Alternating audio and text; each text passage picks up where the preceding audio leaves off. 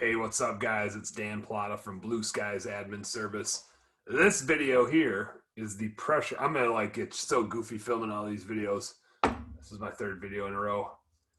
Oh, pressure washing target budget video. Let's do this. So what we're gonna do by this is we're gonna go through the target budget, kind of explain how to fill it out, how it works, what the targets are based on, and how you can override some of those targets and what you should be looking at. We are not going to get into how to use the specific sales and marketing tab or the payroll tab or the assets and liabilities tab. I'll show you where those are and kind of how they function. There's going to be an individual video for each one of those tabs. If you really want to nerd out, you can dive in there. You don't have to. But if you're just freaking curious now that I told you, grab a cold one and dive into those tabs. So without further ado, the pressure washing target budget screen share. Woo! Coming at you. All right. I think the screen's up. I think we're good. I think we're live. Sure hope we are. So here is the deal. You can see at the top, it starts with business days. Let me first say, I know this looks like a hell of a lot of stuff going on in here. And it is, and that's because budgeting is not easy, which is why most of us don't do it, which is why I built it for you so that you don't have to do it. There's a lot that goes into it. And so don't be scared by how complex this looks, because I did all the complex stuff. Basically, you just got to decide if you're going to override anything, and then I'll tell you where to put your actuals in. And I'm hoping, it won't be free, but I'm hoping we can build a way to have this bring your actuals in for you automatically. It would require you to be a bookkeeping client of ours and so on and so forth, so we could have everything set up for you and do the thing. But nonetheless, that would be like step 2. Step 1 is target budget. So I'll hit that here. Business days. One thing I just want to point out with that is you can see like February's got 20 business days here. March has 23. So that's like a 15% swing just in one month to the next month. In terms of how much revenue you can produce, right? Like 3 more days versus 20 is a 15% change. So just always be aware of that. The other one that's really mathematically going to mess with your expenses that nobody thinks about is how often you pay people is going to have a big impact on your payroll expenses. And that for a home service business is our largest expense by far. So a lot of us pay weekly. If you pay weekly and typically you'd enter payroll Wednesday, pays out of your bank account Thursday into employee's bank account Friday. If you do that, this is already kind of pre-built for you. You're going to have 4 payrolls every month through March. April's going to have 5 payrolls, which is a 25% increase versus the month before. But what's really goofy is March has 23 working days and only 4 payrolls. April's got only 21 working days and 5 payrolls. So April is going to suck for you whether you like it or not. The cool thing is I already built those 5 payrolls into the payroll section here. So you can see this is like for technician wages. All of a sudden, even though we're doing 45,000 in sales both months, there's a bump in payroll come April because of that extra payroll that lands there. So here's what you need to do when you download this badass budget sheet.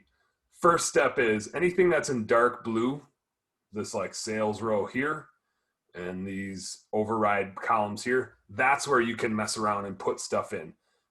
Do not mess around with the gray stuff. And then the light blue stuff, it's got to be blue because we're blue skies, damn it. The light blue stuff is going to be where you put the actuals in. So you're going to put in your budgeted sales by month right here. And you can see this gray one is actually, this is like if you're really going to nerd out and use the sales and marketing tab, you can build up your sales based on how much marketing and how many repeats and referrals and salespeople and all that sort of thing, if you want to get super nerdy.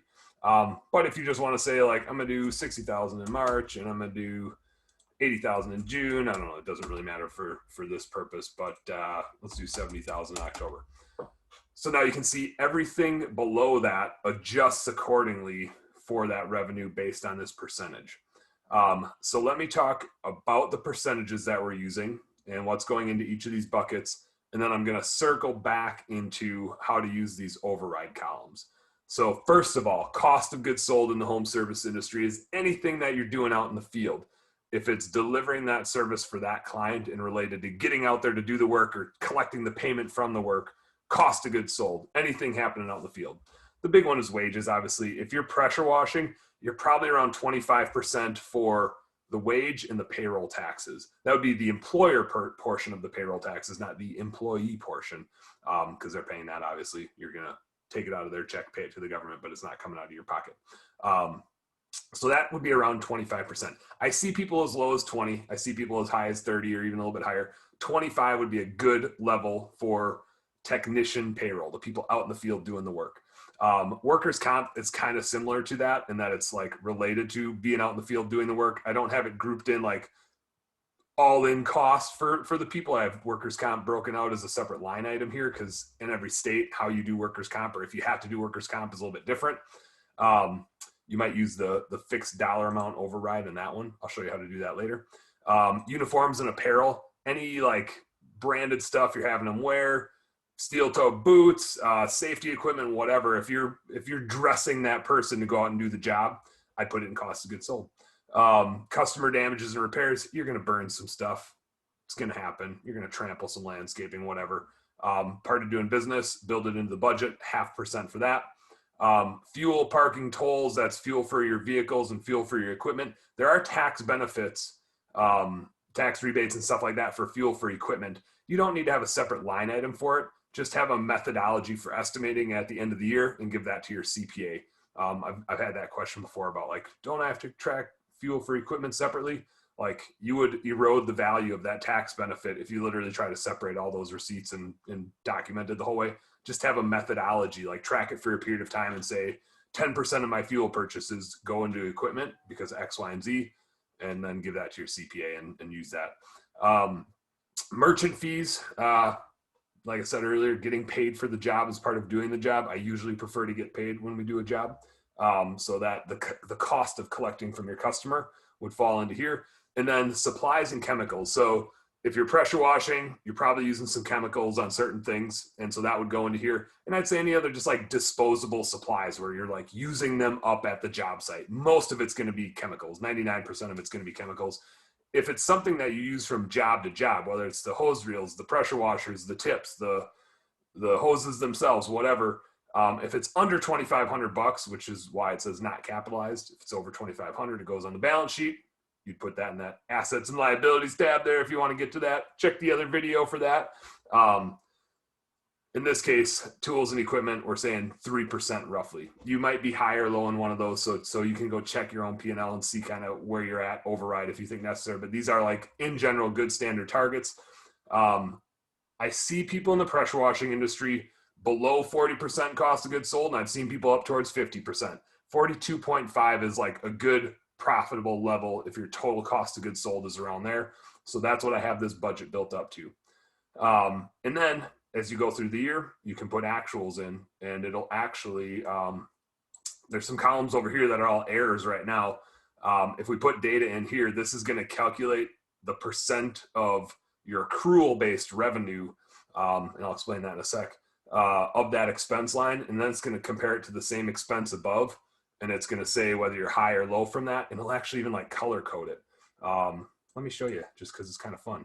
So I mentioned accrual-based revenue. Accrual-based revenue is when you invoice the job, not when you collect the money. When you collect the money is cash accounting. When you actually do the work and invoice it is accrual. The reason why I want you to put both in here is for tax purposes, what you pay the government, you're probably on cash accounting. But when you're actually looking at how you're performing, accrual is a better metric for how your expenses are landing. So let's just put in, I'm just going to say we're doing $10,000 because who cares? And then we're doing, let's say we paid 30% wages there. So you can see this is really a percentage here. Let me do that. So we've got 30% wages there. And our total cost of goods sold is 30%. So there's a couple things happening here. One is it's comparing this 30% to this 42.3 up here and saying, hey, we're 12.3% better than our target. Green, baby. It's also comparing this 30% to this 24.8 and saying like, hey, what are you doing, Dan? You're 5.2% high.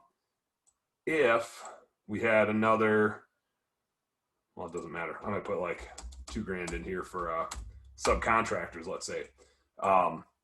Now you can see I'm at 50% total COGS versus 42.3, and it's like, hey man, you're 7.7% high. So it's kind of got these indicators on the right side to say where you're high or low. Green means you're doing good. Yellow means like, hey, check out this line. It's kind of out of line. And then red up here would just mean you're high for that bucket. So that's how you fill it out, and that's what happens. Now, gross profit. So after cost of goods sold, you pay those immediate expenses when you go out in the field and you do the work, and then you get to keep some money. In pressure washing, we want to keep 57.5% roughly. 55 to 60% would be a good like gross profit margin, how much you get to keep after you do the job. Now, you don't actually get to keep it all because you still got to pay for your admin people, you got to pay for your marketing, you got to pay for all your overhead, and then you might get to keep some after that. So we're going to break down the rest of these buckets. How much do you spend on marketing? How much you spend on admin? How much do you spend on your overhead? And how much you should be spending on those buckets. So first, marketing. Marketing is the most important for all of us. Like that's our lifeblood. That's the main investment. Your equipment is not an investment. Your marketing is an investment. Your people are an investment. Marketing, you can pull it in from the sales and marketing tab. We're not going to do that right now. If you want to see how to nerd out on that, which is super cool, go check out the sales and marketing video. In this case, we're just saying, in general, we want to spend about 15% on marketing. You can see we've got a little bit in there to charity. We've got marketing software and website. And I would say that's like your marketing infrastructure. You're going to pay those costs whether you spend a dime on ads or not. Those are just like fixed built-in costs for marketing to make your marketing machine work. Then you have the actual ad spend, whether you're running flyers, yard signs, radio advertisements, Nextdoor, Google, Facebook, whatever, actual ad spend. And then you have the people that you're paying to do work for you. You might be paying people to do SEO. You might be paying people to do AdWords or Facebook stuff for you. And they go under the labor contractor line. So all in all, you want to be around 15%. Now, you could be like 20, 25%. You could be 5. 15 is a good average level for somebody that is trying to grow their business. I'll say aggressively, maybe not like gangbusters, balls to the walls aggressive, but like aggressive growth, getting after it. And then of course, enter your actuals here. Boop. Now admin bucket. Admin is also at 15%. Admin would be anything that's happening in the office. If marketing is meant to generate leads and like get them close to signing up for service, admin is the thing that tips them over and gets them on the schedule and then nurtures them and takes care of them once they're a client. So it's the salesperson, it's the customer service person, it's probably you if you're not out in the field. Even if you're like half in the field, half not in the field, I would split your wage up between COGS and admin. You'll notice there is an owner salary line item in here. Oh, well, first you'll notice there's like a note with each one of these that says what goes into it. I'm sure I have massive typos in there. But you can always hover over something, see what the hell's supposed to go in there. Owner salary, I don't put anything here because really like you're just an admin. Like depending on the work that you're, not to downplay you as the owner, but the wage that you're taking should be the replacement cost for the work that you're doing. And you're either doing technician work out in the field or you're doing admin work in the office or some combination of the two. So you can put the actuals in whichever bucket you want, but for this purpose, we're just going to assume that if you're taking a wage, which means you're paying payroll taxes on it and you're taking the wage like through payroll every week or every 2 weeks, whenever you pay, that would fall into here. If you're not taking a wage and you're just taking distributions, you would back that. You would change this to 5% because your wage is really coming out as a distribution. Ooh, that was a sneak peek at the override. Boop. Okay. Payroll expenses and fees would be, if you're ADP or Sure Payroll or Gusto or whatever, you pay them a fee monthly, weekly, whatever for running payroll. That's what that would be. Accounting services would be for bookkeeping badasses that you'd pay to do your bookkeeping, like myself. Legal services. What did I write there? I think I wrote something fun. Oh yeah, let's hope not. And then business consulting. So I've got an explanation of how I'd view consulting there, but if you're paying somebody as a consultant, it's different than a coach. Consultant like does work for you, right? A coach just helps you think through situations. So this would be if you're actually like paying for somebody to like do consulting work for you and like they're diving into your data and producing results, not just coaching you on what to do. A little bit for bank charges, office supplies and expenses, not to be confused with software. Software is a fixed expense, and I'll get to that in a second.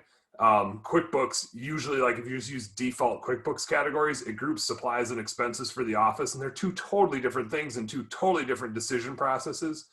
This would be for like computers, printers, paper, pens, whatever that administrative team is using. And then, a fraction of a percent for just other random office stuff that doesn't fit anywhere else. And then a spot for the actuals. So now fixed expenses. I already mentioned software down here. This would be like non-marketing related software, but this would be like your CRM system or other, maybe like if we use RingCentral in our businesses for our phone system, or if you use Grasshopper or some other VoIP system. It's like software to help you run your business, not specifically towards getting customers, but like it runs all the aspects of your business. That would fall into here. Insurance would fall into here. Interest expenses, note like from the asset and liability tab. Hint, you can dive in. Dues and subscriptions, I would view as like if you're part of a group and you have a monthly consistent payment, like the fixed expenses are all by nature fixed. Like you make a decision, then you live with it for a long time until you cancel it or change it or whatever. So dues and subscriptions would be something where you're like locked into something. Rent obviously falls in here. If it's equipment rent, it goes into cost of goods sold. If you're renting something for like just a month or for a specific job, probably cost of goods sold if it's used out in the field. If it's, if you're leasing a vehicle or if you are renting an office space, that would go into here and you're on like a monthly predetermined contract. Utilities, phone, internet, any other like just bills that you have that you're paying it every month and you're not going to switch because you just pay the bill every month. That sort of stuff goes in here. You probably are going to use the dollar override for these things. And I'll show you that in a sec. The last bucket is variable expenses. It's all fixed costs are proactive, like you decide and then you live with it for a while. Variable expenses are reactive, and that like an opportunity happens or an issue happens, and then you pay money. And you can see it's like a lot of piddly things because most months you're going to have $0 in some of these things or a lot of these things. But we're not scrutinizing month to month. We're really looking at the year in general. So some of the bigger ones are going to be like education, events, leadership development. That's going to be like the non-recurring ones.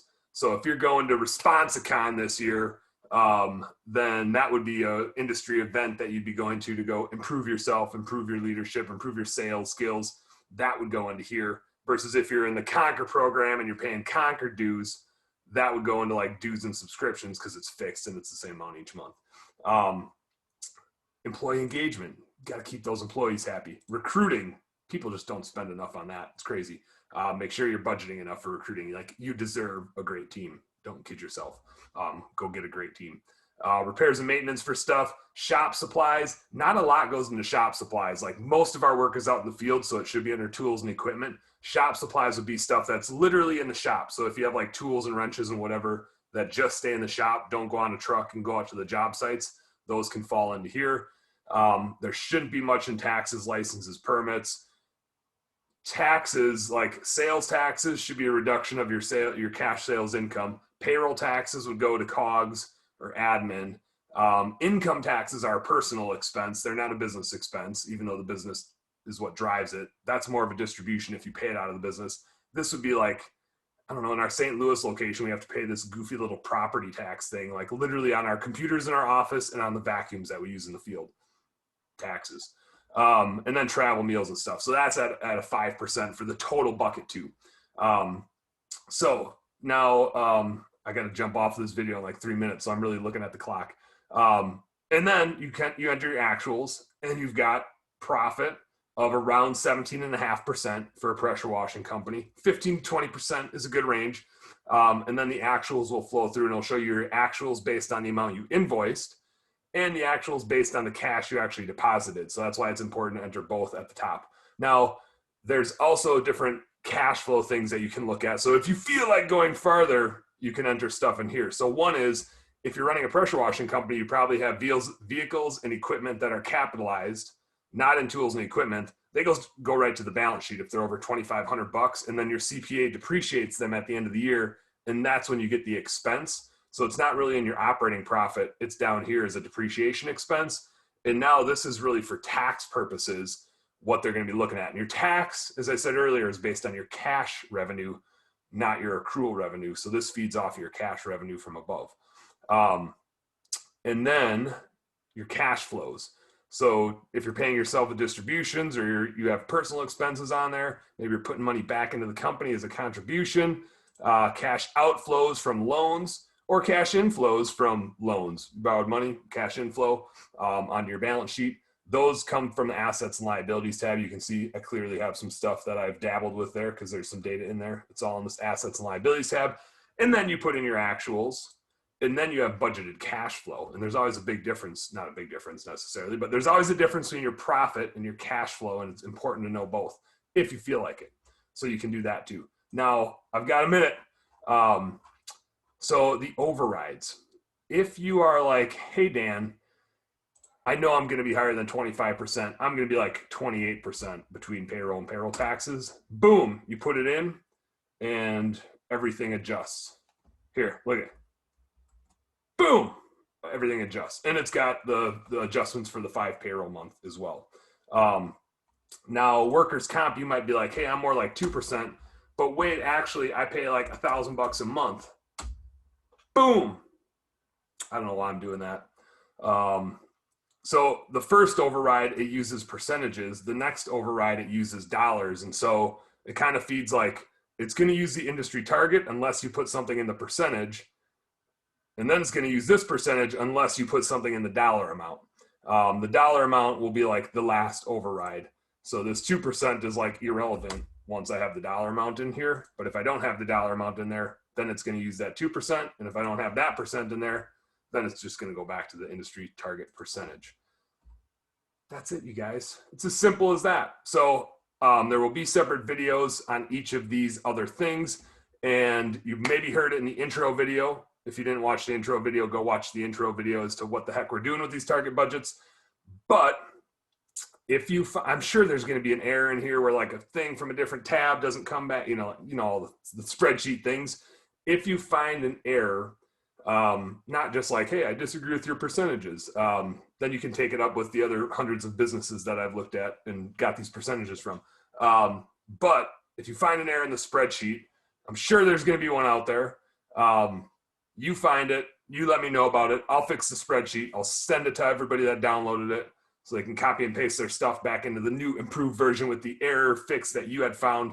And I'll do a free P&L review with you for an hour, which is usually a $200 value, but I'm gonna do it for free for helping everybody out and getting a better badass budget spreadsheet. All right, I gotta go. I got a meeting I gotta get to.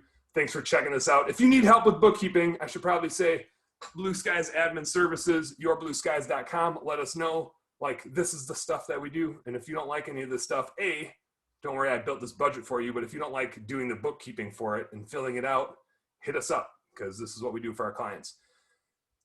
Whew. All right. Go check out the tabular video, the videos for each tab. That's what I'm trying to say. All right. Thanks for downloading the Target Budget. Go get them.